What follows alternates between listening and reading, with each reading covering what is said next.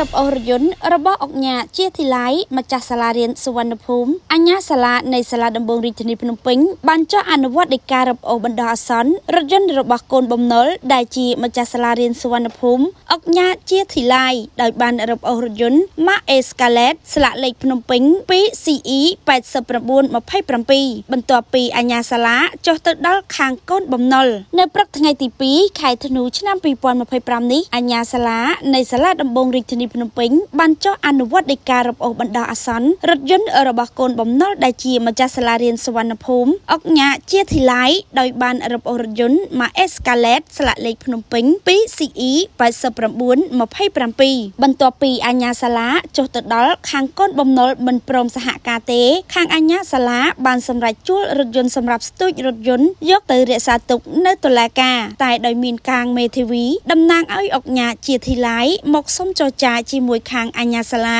ពួកគេសូមបើកបរយករថយន្តដែលត្រូវរឹបអូសនោះដោយស្ម័គ្រចិត្តទៅដោយខ្លួនឯងដើម្បីយកទៅរក្សាទុកនៅសាលាដំបងរាជធានីភ្នំពេញយើងខ្ញុំរងចាំមើលថាតើខាងសាលារៀនសុវណ្ណភូមិនៅតែបន្តកិច្ចវេះពីការទទួលខុសត្រូវក្នុងករណីមួយនេះបន្តទៀតឬយ៉ាងណា